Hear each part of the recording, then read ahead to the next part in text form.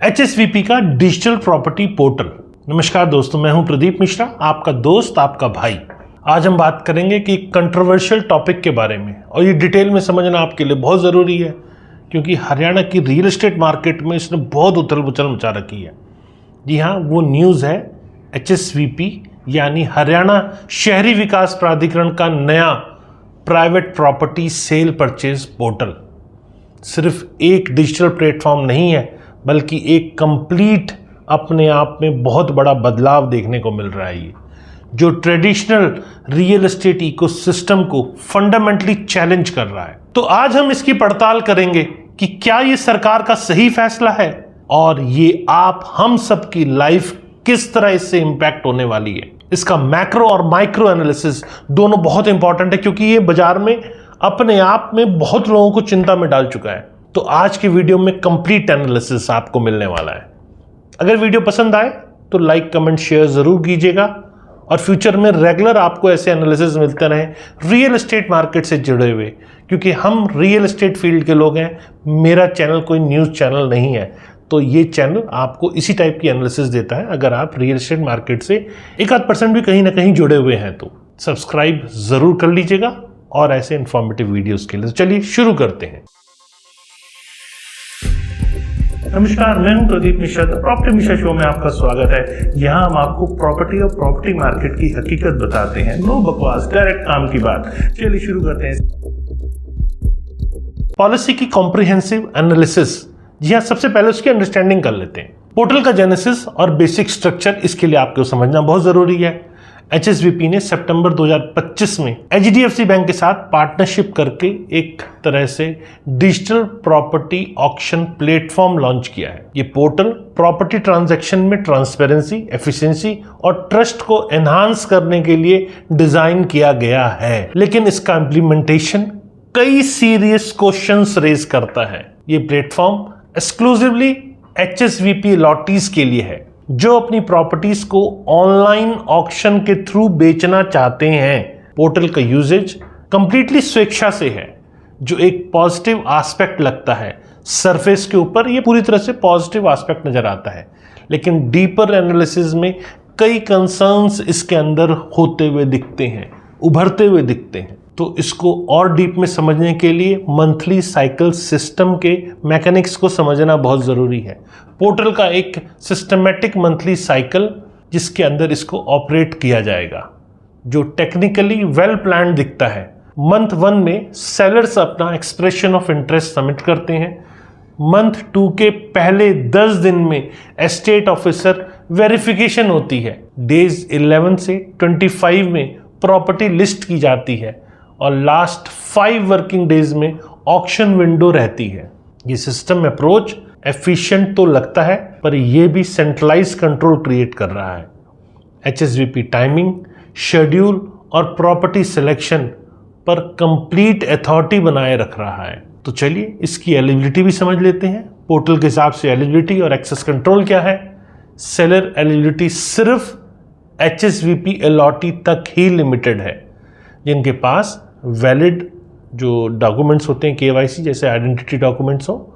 Buyers eligibility में comprehensive KYC requirement होती है, जैसे कि आधार, पैन, बैंक डिटेल और प्रॉपर ID जो हो वो उसके अंदर होनी चाहिए। ये रिस्ट्रिक्टिव अप्रोच मार्केट एक्सेस को टोटली लिमिट कर रही है और एक क्लोज्ड इकोसिस्टम क्रिएट कर रहा है बजाय ओपन मार्केट के। अब इसके कुछ फी स्ट्रक्चर को भी समझ लेते हैं। मैं आपको पहले एक एक करके पॉलिसी को समझा रहा हूँ, बाद में इसके जो परिणाम है उसके ऊपर डिस्कशन करेंगे। फी स्ट्रक्चर और डिसेप्टिव सिंप्लिसिटी की बात करें तो दिसंबर 2025 तक सेलर्स को कोई फीस नहीं देनी है। ये अट्रैक्टिव प्रमोशनल ऑफर है। बायर्स को 1000 rupees plus GST registration fee और सक्सेसफुल ऑक्शन पर 0.5% कमीशन देना पड़ेगा। मतलब सरकार ने कमीशन खाना यहां शुरू कर दिया है और ये सीमिंगली रीजनेबल फी स्ट्रक्चर नजर आता है, जो एक्चुअली मार्केट मैनिपुलेशन का टूल हो सकता है, क्योंकि प्रमोशनल पीरियड के बाद फी स्ट्रक्चर चेंज हो सकता है विदाउट प्रॉपर कंसल्टेशन। आपकी कोई कंसल्टेशन नहीं ली जाएगी। अब ऑक्शन मैकेनिज्म को टेक्निकल कॉम्प्लेक्सिटी के साथ समझते हैं। ऑक्शन आस्किंग प्राइस के 80% से स्टार्ट होती है और 30 मिनट साइकिल में चलती है। ऑटो एक्सटेंशन के साथ होती है। ये डिजिटल वॉलेट में प्री डिपॉजिट करना मैंडेटरी है। पोस्ट ऑक्शन में सेलर को 48 आवर्स मिलते हैं अपना फाइनल डिसीजन लेने के लिए। ये टेक्निकल सोफिस्टिकेशन इंप्रेसिव जरूर है, लेकिन यह भी डिजिटल ड्राइव क्रिएट करती है और कहीं ना कहीं मैनिपुलेशन की अपॉर्चुनिटीज भी देती है। अब इसके कॉम्प्रिहेंसिव सिस्टमेटिक फ्लॉज को समझते हैं। गवर्नमेंट मोनोपोली की डेंजरस प्रेसिडेंट, मतलब सबसे गंभीर कंसर्न ये है कि एचएसवीपी साइमल्टेनियसली रेगुलेटर और कंपटीटर दोनों का रोल प्ले कर रहा है। ये fundamental conflict of interest create करता है और फ्री मार्केट प्रिंसिपल्स को कहीं ना कहीं वायलेट भी कर रहा है। एचएसवीपी को कहीं हद तक अनफेयर एडवांटेजेस मिलते हैं, government backing, no taxation pressure, regulatory immunity और पॉलिसी कंट्रोल, जो रियल एस्टेट एजेंट के लिए सिस्टमैटिक डिसएडवांटेज है। ये हरियाणा प्रॉपर्टी कंसल्टेंट्स फेडरेशन ने इस पॉलिसी को डिस्क्रिमिनेटरी और गवर्नमेंट ओवररीच बताया है, जिससे लेजिटिमेट बिजनेस कंसर्न्स रिफ्लेक्ट नजर आते हैं। रियल एस्टेट इकोसिस्टम का सिस्टम डिस्ट्रक्शन हरियाणा में approximately 10,000 plus registered real estate agents हैं जो इस पॉलिसी से डायरेक्टली थ्रेटन्ड हैं। ये थाउजेंड ऑफ फैमिलीज की लाइवलीहुड को इम्पैक्ट करता है। ट्रेडिशनल एजेंट्स एक तरह से कॉम्प्रिहेंसिव सर्विस प्रोवाइड करते हैं, जैसे market knowledge, legal assistance, documentation support, relationship building, जो एक डिजिटल पोर्टल रिप्लेस कभी नहीं कर सकता। ये वैल्यूएबल इकोसिस्टम को आर्टिफिशियली डिस्टर्ब कर रहा है। साइबर सिक्योरिटी और टेक्निकल एस्पेक्ट्स की बात करें तो डिजिटल ऑक्शन प्लेटफॉर्म मूल रूप से असुरक्षित होते हैं, specially cyber attacks, data breaches, server failure और सिस्टम मैनिपुलेशन के नज़र से देखें तो ये कहीं ना कहीं मूल रूप से असुरक्षित भी नजर आते हैं। 2014 में ईबे का मैसिव ब्रीच 145 मिलियन यूजर्स को इफेक्ट करके इन रिस्क को साबित करता है। एचएसवीपी पोर्टल में ऑक्शन मैनिपुलेशन पॉसिबिलिटीज हैं, जैसे कि फेक बिडिंग, शिल बिडिंग और टेक्निकल ग्लिचेस, और वो भी जब इंपॉर्टेंट क्रूशियल मोमेंट्स हो तब। एचडीएफसी से पार्टनरशिप के बावजूद कंप्लीट सिक्योरिटी गारंटी इम्पॉसिबल है। अगर आप खुद कर सकते हैं तो फिर क्यों नहीं किया आपने? क्या जरूरत थी आपको एचडीएफसी को पार्टनर बनाने की या एचडीएफसी को फायदा पहुंचाने की? और सबसे अहम बात यह है कि इस वजह से कई परिवारों का घर बंद करवाकर सिर्फ एक कंपनी को फायदा दिलाने की आखिर क्या जरूरत पड़ गई थी? लिमिटेड एक्सेसिबिलिटी और डिजिटल एक्सक्लूजन की बात करें तो पोर्टल सिर्फ एचएसवीपी प्रॉपर्टीज तक लिमिटेड है, जो टोटल मार्केट का स्मॉल फ्रैक्शन है। Digital literacy requirement, language barrier और टेक्निकल कॉम्प्लेक्सिटीज बहुत बड़े पॉपुलेशन के पोर्शन को कहीं ना कहीं एक्सक्लूड कर देती है। रूरल एरियाज में इंटरनेट कनेक्टिविटी इश्यूज और एल्डरली यूजर्स के लिए system navigation challenges, seriously accessibility concerns यहाँ पे इसमें नजर आते हैं। तो चलिए अब इससे कुछ फाइनेंशियल रिस्क की बात समझ लेते हैं। पॉलिसी में स्ट्रिक्ट फॉरफीचर क्लॉजेज हैं जो यूजर के लिए एक्सट्रीमली रिस्की हैं। डिजिटल वॉलेट में advance deposit, multiple property bidding के लिए फंड ब्लॉकिंग और डिलेड रिफंड प्रोसेस, ये सब फाइनेंशियल रिस्क भी इसके अंदर नजर आते हैं। एचएसवीपी ने एक्सप्लिसिटली डिस्क्लेम किया है कि वे बायर सेलर डिस्प्यूट में पार्टी नहीं बनेंगे, जो कंज्यूमर को कमजोर कानूनी स्थिति में लेकर आते हैं। जब आप सरकार होके इसकी गारंटी नहीं ले सकते तो जो ये काम कर रहा है कम से कम उसको तो करने दीजिए। एचएसवीपी की क्वेश्चनेबल ट्रैक रिकॉर्ड की बात करें तो पास्ट करप्शन स्कैंडल्स इंक्लूडिंग 2025 में 100 करोड़ डाइवर्शन केसेस, 2021 में प्रॉपर्टी प्राइस मैनिपुलेशन एलिगेशंस और 1000 करोड़ के रिकवरी नोटिसेस एचएसवीपी की क्रेडिबिलिटी को सीरियसली क्वेश्चंस करते हैं। ये ट्रैक रिकॉर्ड हर नए पहल की विश्वसनीयता को कमजोर करता है। तो चलिए अब कुछ मार्केट मैनिपुलेशन की इनहेरेंट पॉसिबिलिटीज को भी समझ लेते हैं। एचएसवीपी की asking price, base price, auction timing और प्रॉपर्टी सिलेक्शन, ये सिस्टमैटिक मार्केट मैनिपुलेशन के अपॉर्चुनिटीज को भी जन्म देता है। Price discovery mechanism market forces द्वारा नहीं बल्कि सेलर प्रेफरेंस द्वारा ड्रिवन है, और यही बाजार का नियम है कि जिस मूल्य पर एक बार नीलामी हो गई वही बाजार का दर बन जाता है, जिससे दरों के बढ़ने का असर साफ नजर आता है। यहाँ इंपॉर्टेंट बात यह है कि सरकार जब कृषि भूमि अपने पोर्टल पर खरीदती है तो वहाँ विक्रेता जो सेलर है अपनी मनमानी दरें लिख देता है, और जब वे दरें जो उसका सेलर का रेट लिखा हुआ बाजार की दरों से मेल नहीं खाता तो लेन देन भी पूरी तरह नहीं हो पाते। लेकिन इस मामले में सरकार की कमाई तो निश्चित रूप से होगी, चाहे सेलर को लाभ हो या ना हो। मतलब पूरी तरह से गवर्नमेंट अब कमीशन खाने के मूड पे नज़र आ रही है और बाज़ार में कीमतें बढ़ती हुई नज़र आ रही हैं, क्योंकि अगर ऊपर के रेट पे एक बार ऑक्शन हो गई तो आम आदमी की रीच से दूर हो जाता है। और ये ऑक्शन सिस्टम में अक्सर देखने को मिल रहा है। ट्रांसपेरेंसी तो ज़रूर आती है, लेकिन प्राइस मार्केट का नया तैयार हो जाता है। हिस्टोरिकल एग्जाम्पल जैसे 2G स्पेक्ट्रम ऑक्शन इरेगुलेटरी शो करते हैं कि गवर्नमेंट कंट्रोल ऑक्शन में कहीं ना कहीं मैनिपुलेशन का सस्पेक्ट नज़र आता है। अब लॉन्ग टर्म इम्प्लीकेशन और स्ट्रेटेजिक कंसर्न्स को भी समझाता हूं आपको। मार्केट इकोसिस्टम का फ्यूचर डिस्ट्रक्शन है ये। अगले 5 से 10 सालों में ये portal traditional real estate practices को सिस्टमेटिकली एलिमिनेट कर सकता है, लेकिन ये पॉजिटिव डेवलपमेंट नहीं है जैसा कि प्रोजेक्टेड किया जा रहा है।